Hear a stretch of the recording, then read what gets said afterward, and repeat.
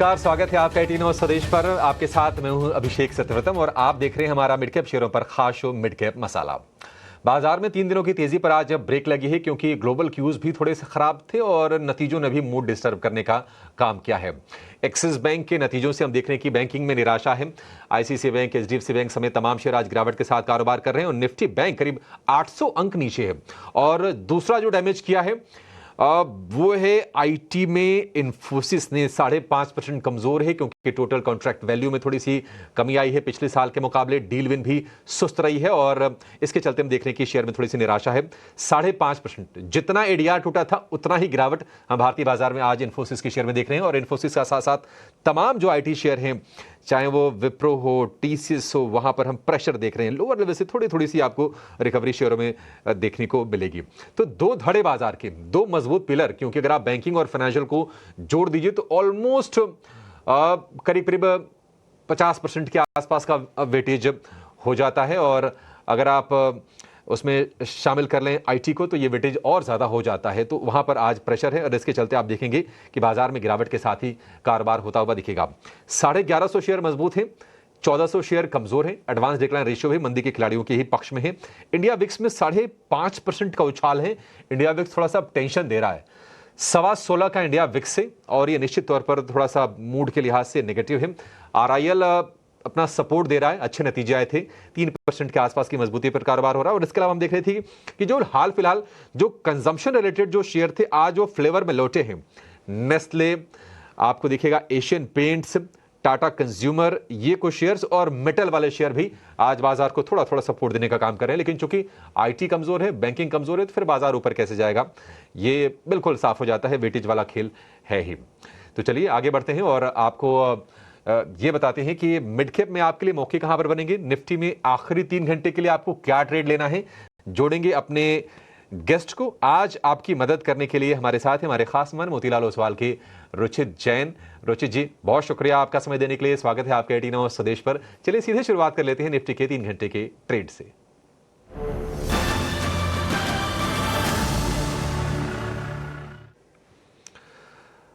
रुचित जी, कल जो भी तेजी हुई वो तेजी तो निफ्टी की तो हवा हो गई। और निफ्टी बैंक की बात करें तो कल जितना गिरा, कल जितना चढ़ा, उसमें से 200 अंक और ज्यादा निकल गए। मतलब घूम फिर के मामला वही आ रहा है और कहीं ना कहीं एफआईज का हैंगओवर बरकरार है। नतीजे ही एकमात्र चीज है जो बाजार को नियर टर्म में सपोर्ट दे सकते हैं। वहां से भी हम देख रहे हैं कि कुछ अच्छे तो कुछ बुरे मिक्स्ड एक्सपीरियंस अभी तक के रहे। आप जरा इंडेक्स पर एक व्यू दीजिए। 23,200 के नीचे भी आज डिप किया था इंट्राडे में, अभी 23,200 के आसपास है। क्या बाय ऑन डिप करना है रुचित जी, या फिर इंडेक्स में अभी ट्रेड ना लें? जी very good afternoon Abhishek ji. Abhishek ji, हमारे मार्केट्स में अगर सेलिंग देखें तो जब Q2 के रिजल्ट्स आए थे पिछले क्वार्टर अक्टूबर में, तभी से एफआईआईज कंसिस्टेंटली सेलिंग मोड पे है। और अभी तक तो उनके कुछ साइंस नहीं है कि उनकी सेलिंग यहाँ पे कम हो रही है। और हम सिर्फ कैश सेगमेंट में नहीं, उनके हम क्लियरली देख रहे हैं कि इंडेक्स फ्यूचर सेगमेंट में भी उनके लगातार शॉर्ट पोजिशन ही बन रहे हैं। 17% के आसपास के लॉन्ग शॉर्ट रेशियो हमने देखे। हिस्टोरिकली जब भी ये 10-15% की रेंज में आते तो मार्केट्स एक बॉटम बनाता है, लेकिन वो बॉटमिंग प्रोसेस के लिए इनकी इन पोजीशंस की शॉर्ट कवरिंग के डेटा आना भी जरूरी है। सो फिलहाल ऑल्दो डेटा इंडिकेट कर रहा है कि केवल 17% position short side long side पे है, तो डेटा शॉर्ट हैवी है, बट लेकिन वो शॉर्ट्स कवर नहीं हो रहे।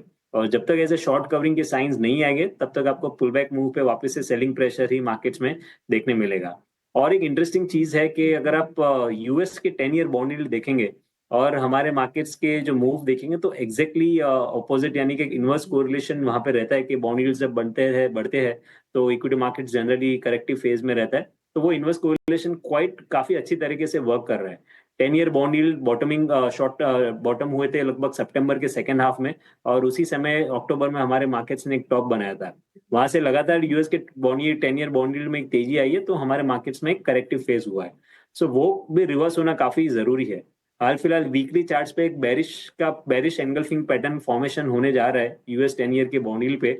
बट क्योंकि आज शुक्रवार का क्लोजिंग है तो आज का क्लोजिंग भी काफी इंपॉर्टेंट रहेगा वो देखने के लिए वेदर वो पैटर्न फॉर्म होता है। और आई थिंक आने वाले हफ्ते अगर कुछ करेक्शन 10 ईयर बॉन्ड यील्ड में हम देखते हैं तो हमारे मार्केट्स उसको एक पॉजिटिवली ले सकता है। बट वही एक थोड़े पॉजिटिव संकेत दे रहा है इनिशियली, बट बाकी इसके अलावा कोई भी डेटा पॉइंट्स अब तक मार्केट में तेजी के लिए पॉइंट आउट नहीं कर रहा है। सो फिलहाल हम थोड़े वेट एंड वॉच मोड पे ही है इंडेक्स के लिए, और हम ज्यादा एक स्टॉक स्पेसिफिक अप्रोच रख रहे हैं मार्केट में। जब तक 23,400 23,500 के जो हर्डल्स है वो सरपास नहीं हो जाते हैं, तब तक आप पुल बैक मूव्स में ऊपर सेलिंग प्रेशर ही मार्केट्स में आने के चांसेस रहेंगे।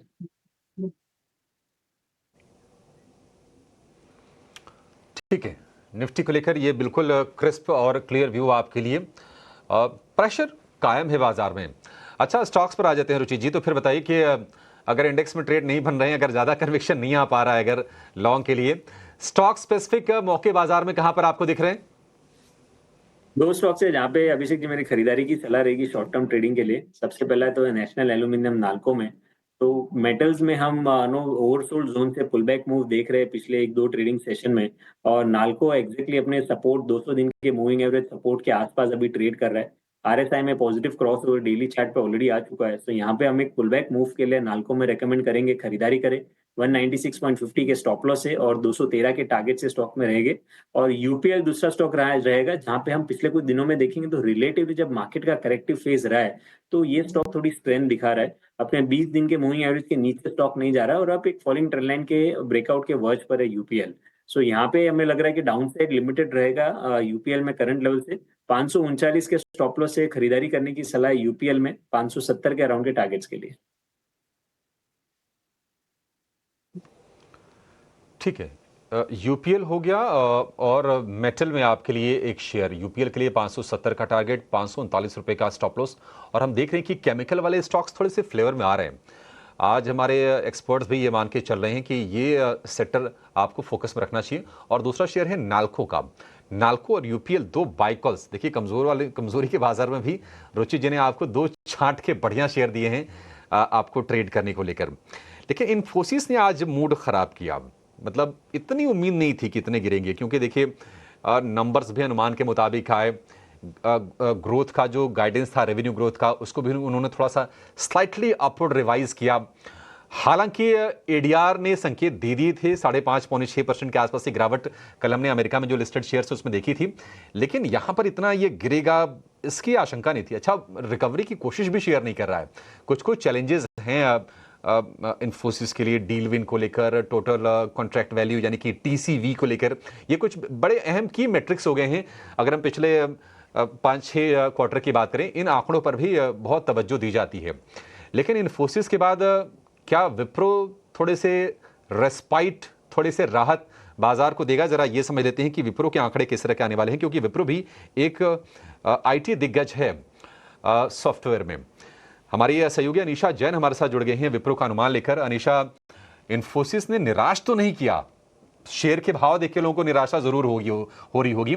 आप ये बताइए कि विप्रो के नंबर्स कैसे आएंगे और कहां पर नजर खास तौर पर रहने वाली है? वेल, आईटी सेक्टर फोकस में है बिकॉज इन्फोसिस ने जबकि गाइडेंस अपग्रेड किया है, ब्रोकरेजेस ने भी थम्स अप दिया है, बट स्टॉक अंडर प्रेशर है बिकॉज लोग क्वालिटी ऑफ अर्निंग्स को लेके खुश नहीं है। थोड़ा ग्रोथ जो है वो इनऑर्गेनिक एक्विजिशन से आया था और पास थ्रू रेवेन्यू से आया था, जो Q4 में अनसर्टेन है, इसीलिए वो स्टॉक अंडर प्रेशर है। बट विप्रो भी नंबर्स के पहले थोड़ा वीक जा रहा है। ओवरऑल हमारा एक्सपेक्टेशन है कि कॉन्स्टेंट करेंसी डिक्लाइन आएगा 1% का। कंपनी ने गाइड किया था 0 से -2 काइंड ऑफ परफॉर्मेंस, तो उसके मिड रेंज में आएगा। अगर रुपी रेवेन्यू की बात करें तो वो फ्लैट रहेगा। डॉलर रेवेन्यू शायद 1.6% से डिक्लाइन कर सकता है बिकॉज क्रॉस करेंसी हेडविंड्स की एक्सपेक्टेशन है 70 to 90 बेसिस पॉइंट, तो उसका इम्पैक्ट रहेगा। सेपरेटली विप्रो में 2 महीने का वेज हाइक का इम्पैक्ट भी आएगा। इसके चलते हम लोग मार्जिन में 30 बेसिस पॉइंट का रिडक्शन मान के चल रहे हैं। प्रॉफिटेबिलिटी भी ओवरऑल 7% से डिक्लाइन कर सकता है और कमिंग क्वार्टर के लिए -1 से +1% काइंड ऑफ का गाइडेंस एक्सपेक्टेशन है। टेक महिंद्रा की बात करें तो revenue growth around 0.7% constant currency में आ सकता है। ओवरऑल जो डील रैंप अप है वो थोड़ा स्ट्रॉन्ग रहा है, बट ये सीजनली वीक क्वार्टर है, फर्लोज रहता है, तो उससे वो ऑफसेट हो जाएगा। 100 बेसिस पॉइंट का क्रॉस करेंसी इम्पैक्ट भी हम मान के चल रहे हैं। इसीलिए dollar revenue is expected to be a bit flat this quarter.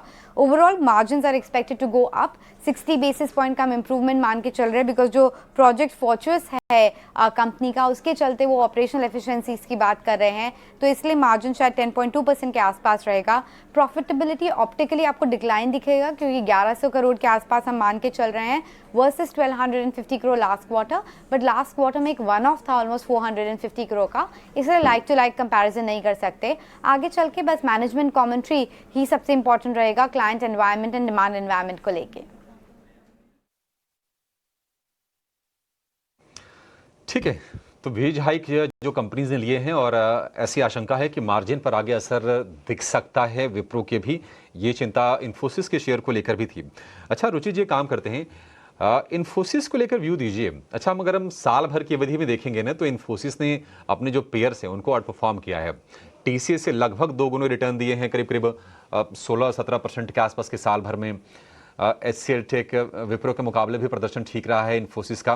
और अब ये कहा जा रहा है कि जो वैल्यूएशन वाला जो गैप था वो काफ़ी हद तक ब्रिज हो गया है टीसीएस के मुकाबले. इन्फोसिस, ये बताइए कि क्या यहाँ से भी गिरने का खतरा आपको शेयर में दिख रहा है या फिर अपने सपोर्ट लेवल्स के आसपास है? तो Abhishek ji, I think IT overall space देखेंगे तो ये क्वार्टर में अच्छे रिजल्ट्स एक्सपेक्टेशंस के कंपैरेटिवली अच्छे रिजल्ट्स आना काफी इंपॉर्टेंट था. क्योंकि अगर आप अक्टूबर नवंबर दिसंबर में पूरे मार्केट के करेक्टिव फेज में आप देखें, आईटी ही एक ऐसा स्पेस रहा है कि जहाँ पे कोई भी करेक्शन नहीं है और रिलेटिव आउट परफॉर्मेंस रहा है.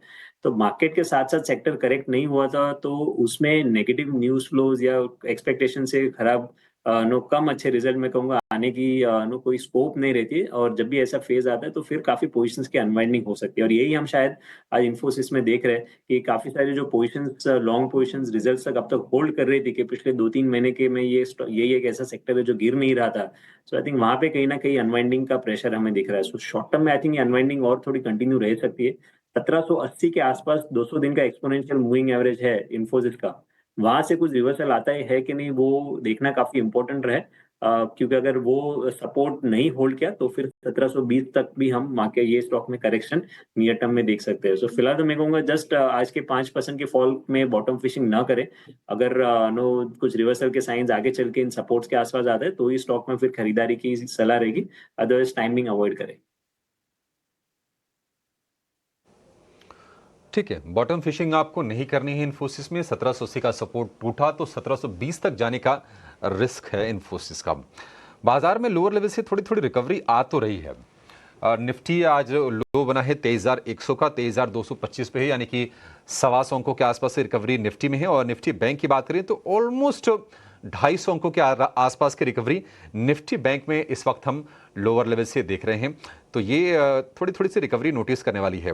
एक काम करते हैं, लगे हाथ एक व्यू जरा ना HAL के शेयर पर चाहिए रुचि जी, क्योंकि हम देख रहे हैं कि HAL हो गया, भारत डायनेमिक्स हो गया, मझगांव डॉक हो गया, ऐसे कुछ जो शेयर डिफेंस वाले हैं ना, जैसे जैसे हम बजट की तरफ मूव कर रहे हैं, अब तो कितने हार्डली 10 ट्रेडिंग सेशन का खेल रह गया है बजट पेश होने में, वो फ्लेवर में है. आप एक डिफेंस में एक शेयर बताइए बढ़िया जो आपको चार्ट पे अच्छा लग रहा हो, और एक शेयर ना रेलवे का बताइए जहां पर आपको कंफर्ट आ रहा है, क्योंकि आज हम देख रहे हैं कि रेलवे वाले भी शेयर कुछ मूव कर रहे हैं. RVNL को लेकर अच्छी खबरें भी आ रही हैं, शेयर भी ऊपर दिख रहा है फिलहाल तो. सो डिफेंस में मेरे हिसाब से आपको थोड़ा सा मिड टू लॉन्ग टर्म का व्यू रखना चाहिए. तो स्टॉक्स में आपको अच्छे रिटर्न्स ये स्पेस में अभी भी बनते मिल सकते हैं. जुलाई महीने से एक अच्छा खासा करेक्टिव फेज हमने डिफेंस स्टॉक्स में देखा है. और मैं अगर स्टॉक स्पेसिफिक थोड़ा ज्यादा अच्छा किसका चार्ट है ऐसे करेक्टिव फेज में, तो भारत डायनेमिक्स के चार्ट से ज्यादा पॉजिटिव लग रहा है. सो आई थिंक ये स्टॉक में भी प्राइस अप मूव्स में अभी अच्छे वॉल्यूम्स होने लगे, करेक्शन में वॉल्यूम्स कम है.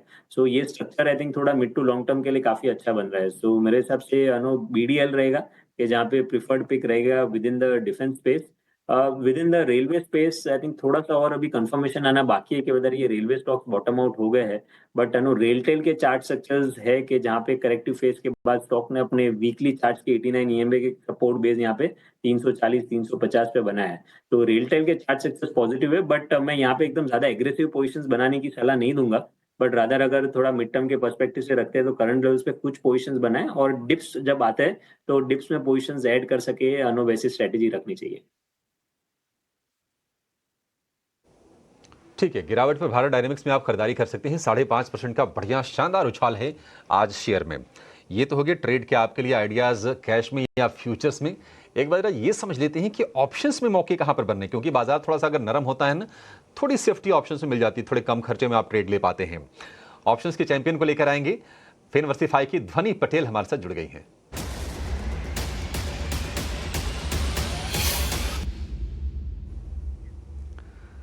ध्वनि जी, बहुत शुक्रिया आपका समय देने के लिए, स्वागत है। बताइए ऑप्शंस में कहां पर आपको चमकदार धमाकेदार मौके दिख रहे हैं? Good afternoon. यहाँ पे हमारा आज का ऑप्शन का ट्रेड जो बन रहा है वो है लॉरस लैब्स के अंदर। ओवरऑल काउंटर का एक पॉजिटिव मोमेंटम देखने को मिल रहा है। डेली स्ट्रक्चर पे देखते हैं तो वहाँ पे स्टॉक अपनी 50 पीरियड की डीएमए के पास सपोर्ट लेके वहाँ से एक इंट्राडे चार्ट के अंदर बाइंग एक्शन देखने को मिल रहा है। तो multi time frame confirmation on the bullish side देखने को मिल रहा है। इसको हम at the money call option के जरिए ट्रेड करेंगे। हल्का सा आउट ऑफ मनी है बट ये इन द मनी भी हो जाएगा। 570 का जो कॉल ऑप्शन है लॉरस लैब्स का, उसको आपको खरीद के चलना है।